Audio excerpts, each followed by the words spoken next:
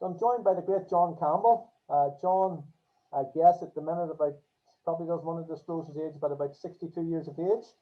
Oh, a little older than that, Dan. I'm 66. You're retired at 62, sorry. Yeah. What age are you these days?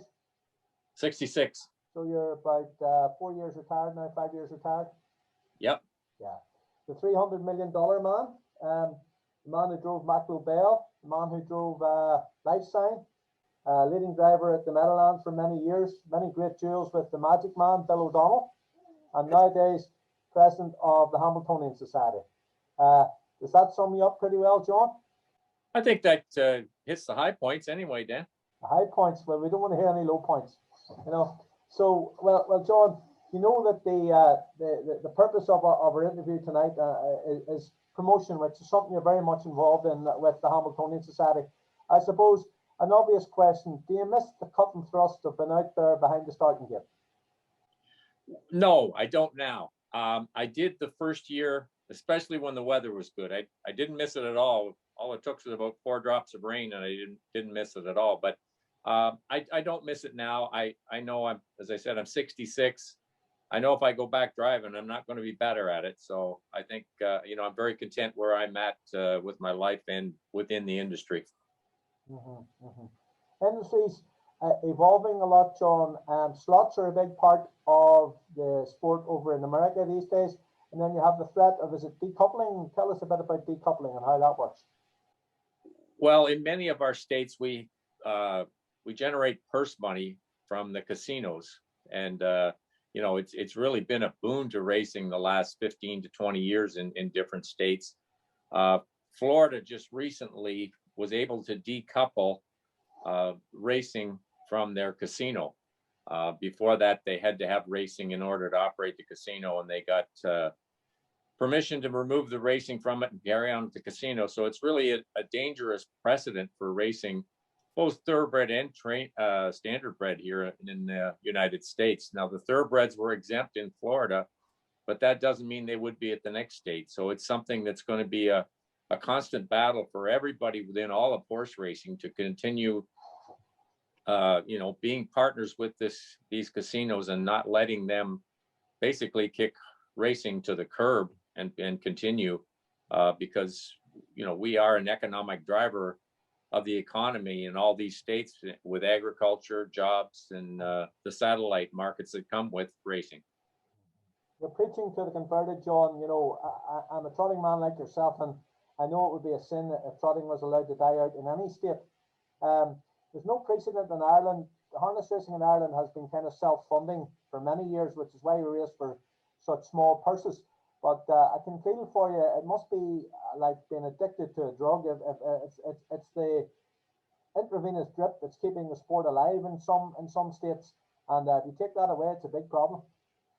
Yeah, it is, and we've kind of created our own problems there to a certain extent. And when you talked about being addicted to it, I think we took it for granted that it would always be there, and we didn't do enough to promote our sport, increase the bet, and do more things within the community. I think a lot of these things, falls on us that we were maybe lacking for the last 15 years, that we could have enhanced our standing within the community, enhanced our standing with the politicians, and promoted the sport better than we have in some venues. Now we're talking about fairly heavy subjects there, administration and promotion, and we might come back to it, but for the ordinary guy who paid in today at the gate, who paid €10 in at the gate at Portmarnock today to see the racing, we'll talk a bit about your early career. The story goes that you left Ontario in 1976 with a pregnant wife and 14 horses to try and make it big down in North America, down in America. Tell us a bit about the early days. What track did you go to at first? It wasn't straight to the Meadowlands, was it? Well, I'd raced in Detroit and Monticello prior to that. And it was actually 1978 I moved to the Meadowlands, which was the big move for me. And my wife was pregnant. And Meadowlands was offering purses that we had never even imagined in Windsor and Detroit, where I was racing. And I couldn't resist it. I had to give it a try. And I was 22 at the time. So I took the best 14 that I had. I think I had 25 horses training at Windsor. I took the best 14 and went down there, and it just it worked out okay the first year. I certainly wasn't an instant success. I made my way, but it was actually 1979 when we came back that things took off for me. I got my own horses. I had upgraded my own stable, a significant amount, and I picked up a couple of trainers that I'd started driving for. Dave Elliott and John Burns were very successful at the time, and it got me noticed, and it was just like a ball rolling down the hill. When I started to win races, more and more people want you, and it took off from there. Yeah, success breeds success. It does, and confidence comes from that success. And obviously I was young in my career, and, I was developing as a driver, and I was getting better. And, having the opportunity from those horses of my own and John Burns and Dave Elliott, I was driving live horses. And that's the whole key. You just have to have horses that, have a chance in the race and can go forward. Now, $300 million later, I have to say it worked out okay for the wife, the kids, and the 14 horses. 14 horses are long gone, but the wife and the kids are still there. Yeah, we've made our home in New Jersey. My three daughters we've had, and we all live in New Jersey, North Jersey, so we're all close. And we're very fortunate that we get to see our kids and grandkids on a regular basis. Okay. Well, again, to keep it relevant to our harness racing fans at Portmarnock today, the great race that captures their imagination is Roger Houston's great love, the Little Brown Jug. How many times did you win the jug there, John? I won it 3 times. Now, take us through them if you don't mind. Well, the first one, it was in 1982 with a horse that I actually owned part of called Merger. He was the same year, 3-year-old as Campbell, which I'm sure many people will recognize that name. Yeah, he was. And I raced Merger against Campbell all that year, and I could never beat him. And fortunately for me, Campbell wasn't eligible to the Little Brown Jug, and Merger got that one day to shine. But it certainly was a tremendous thrill for me to train and drive and own a Little Brown Jug winner, especially the first time. I had raced in the Jug for the first time the year before, and got in a wreck and didn't even get to finish the race. And the second time I was in it, I was fortunate enough to win. And then in 1993, Lifesign won the Jug. And fans of the Little Brown Jug there will recognize that name as one of the greatest performances in Little Brown Jug history. It was just... You got a parking ticket, John? I did, and it was a horrible drive. My strategy failed miserably, but the horse bailed me out. He just went at just such a courageous mile. I was at the half, I didn't think he had any chance to win. And going down the backstretch, he still had a hold of me. And I looked up, and Riyadh was on the inside, and he was empty. And I went to myself, man, we still got a chance here. I couldn't believe it. Nice feeling.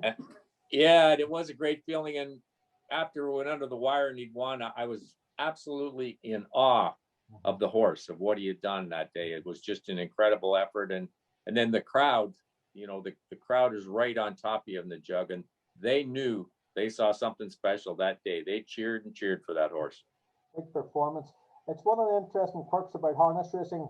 I watch a lot of thoroughbred racing, and thoroughbred race horses can sit 2, 3, 4 wide for a mile and a half, and it doesn't seem to bother them.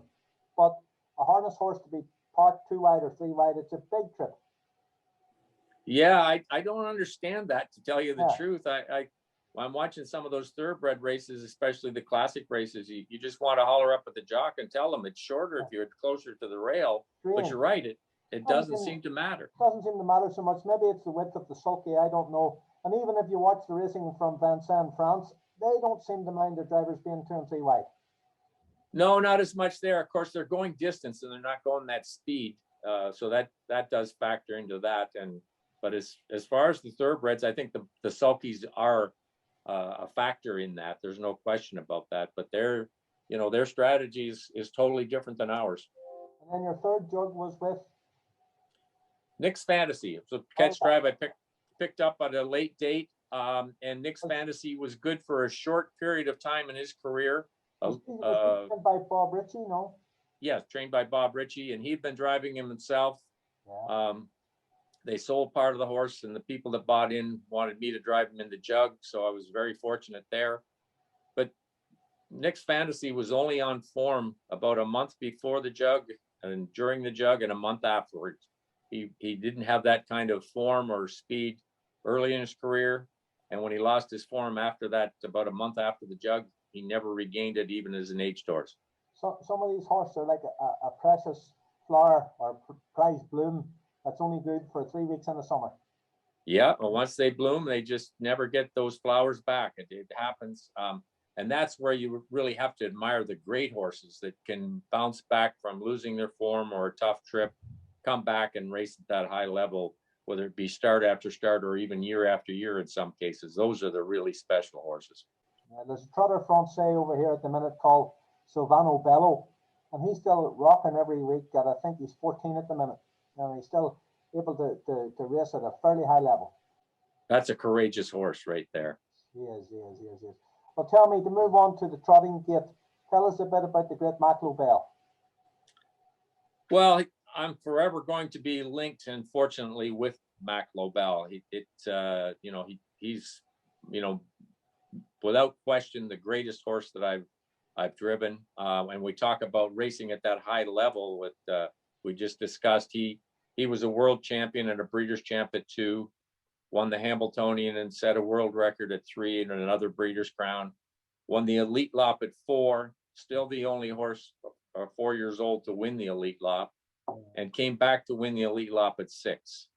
And with the pressure we put on our 2 and 3 year olds during the stake season at 2 and 3, we don't get that many horses that can carry that on, especially to a 6-year-old.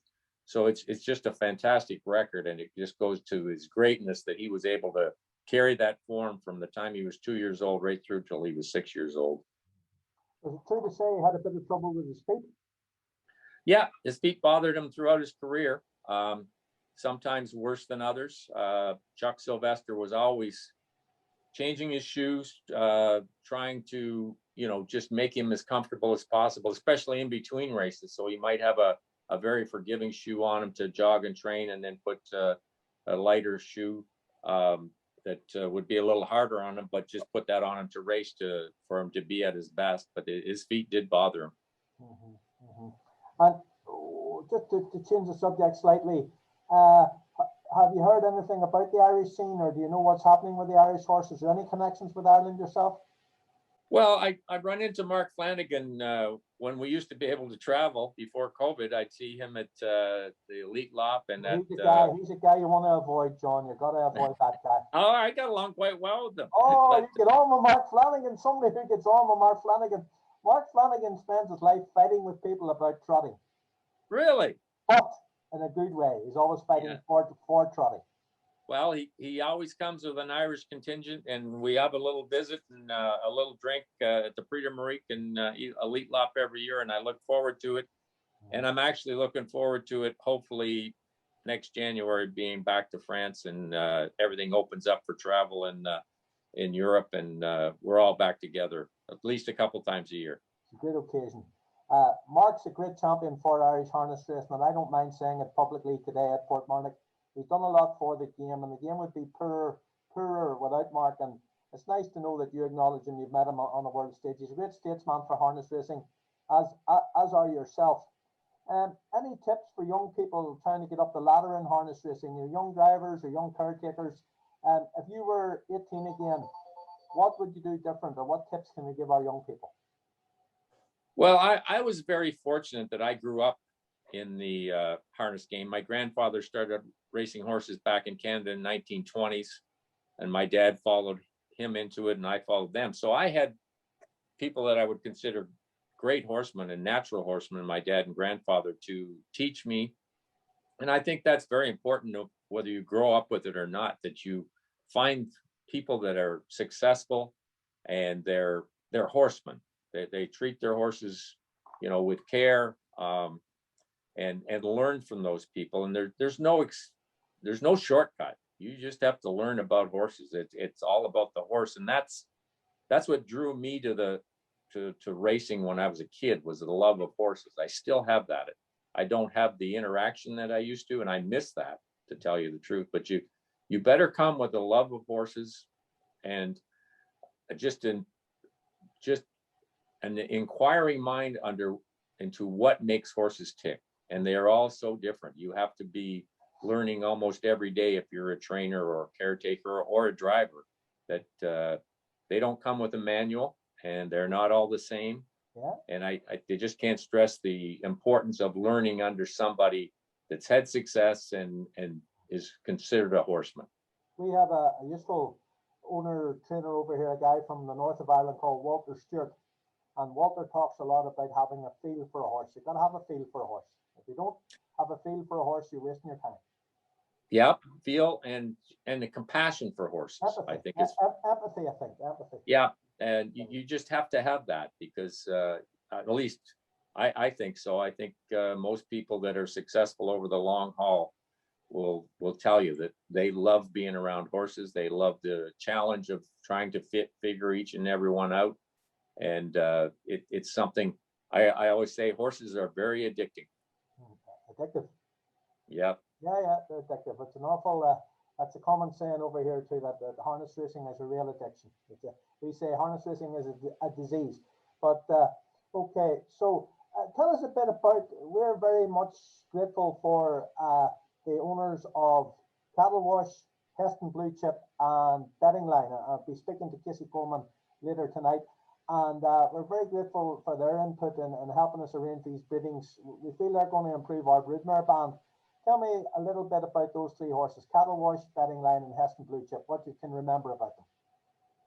Well, I'll start with Cattle Wash, and his story is still to be written because he's coming back as a 4-year-old. I was very impressed with him last year as a 3-year-old. He was up against, a great 3-year-old in Tall Dark Stranger, but he's a top horse. And yeah, I think he's got a chance to be a sensational 4-year-old. He's just qualified once. He's bred some mares this spring, and so he's a little late getting started. But he was a colt that got better at the end of his 2-year-old year, and he picked up right where he left off. So I look for him to improve as a 4-year-old. So I think there's more to the story with Cattle Wash coming up into this year. Betting Line, obviously one of the top 3-year-olds when he was racing. He actually had a son of his was the first horse to beat Perfect Sting over here a week ago, a buck up at Hanover.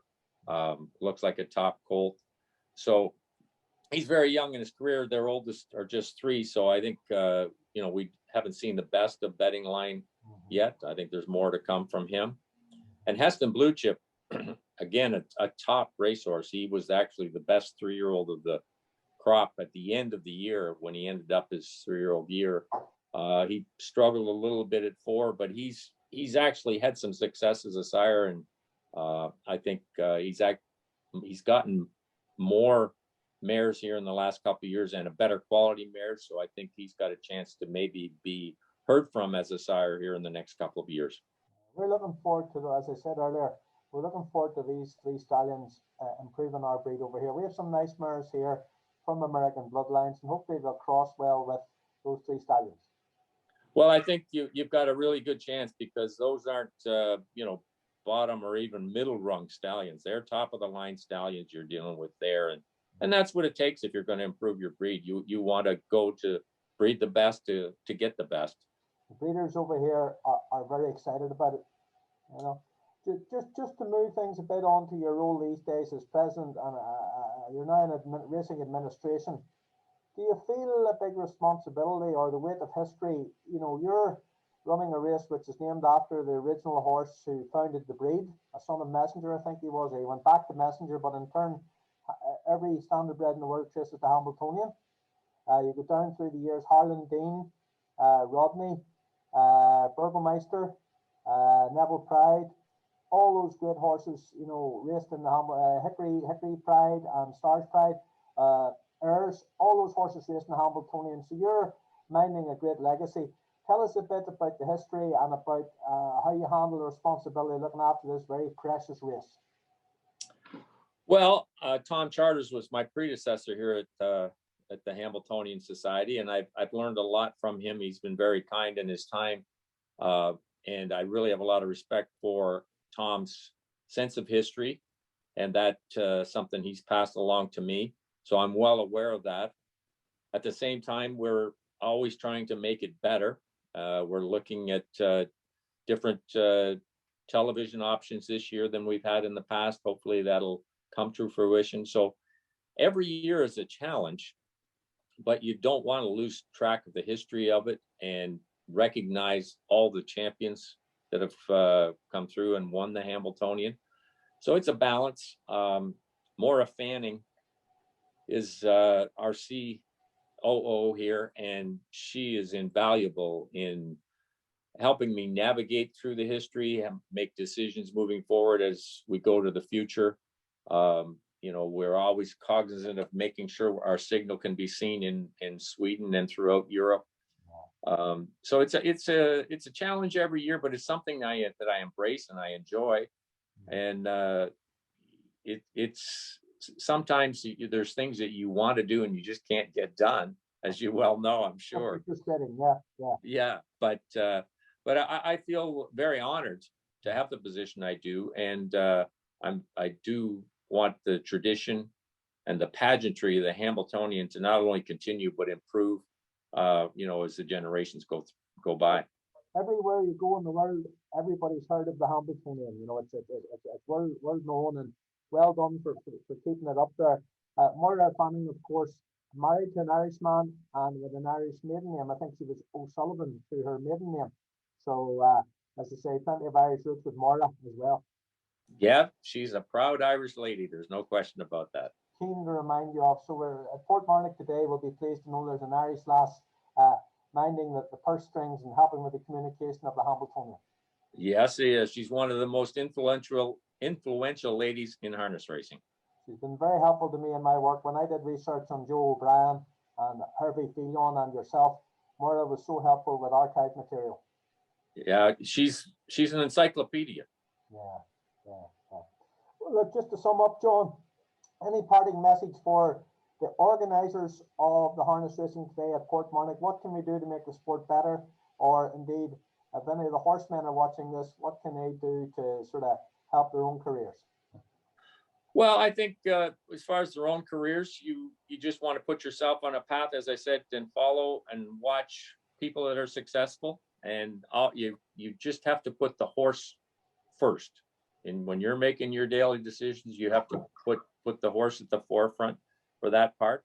I think some of the things that you're doing with the breed, with these three stallions you're talking about, is a very influential step for you moving forward, because you're going to have some horses that will race at a much higher level coming in the coming years from those stallions. I feel very confident in saying that. I certainly realize it's a challenge just because the purse money is not where you would like it there, but it goes back to that addiction, and people just love being around horses and harness racing. Once it gets in your blood, it just doesn't leave. The problem we have here is that thoroughbred racing is so strong in Ireland. We're such a small country, we're one of the leading nations in the world for thoroughbred racing. So that's a disadvantage we have. It is. It really is. And, we deal with that to a certain extent with the thoroughbreds here. They're a national sport, a national brand. They have national exposure, and they're a big part of the economy throughout the United States, the thoroughbred industry. We do have some pockets regionally, like the Meadowlands in the Northeast and in Canada, and even in the Midwest, but we don't have that nationwide exposure. So we deal with that to a certain extent over here as well. Yeah. So keep up the good work. Well, look, in my parting shot here, I'm sure Mark Flanagan's extended this invitation before, but I was talking to Mark during the week, and I can tell you officially, on behalf of the Irish Harness Racing Association, there's an open invitation for you to come as the president of the Hambo Society to Portmarnock or any Irish meeting anytime you like, and you'll be our guest of honor. Well, I appreciate that, and Mark has extended that to me a number of times. All you have to do is make sure I can get some golf in, and I'll make a point to get there, when things loosen up and we can travel the way we want. I'm not sure if I can help you with the golf, because a lot of the harness racing guys don't golf much in Ireland. However, if you were to bring your colours, I'm sure we could arrange some golf. No, I'm bringing clubs, not collars. All right, okay. John Campbell, the $300 million man, thank you so much for your time.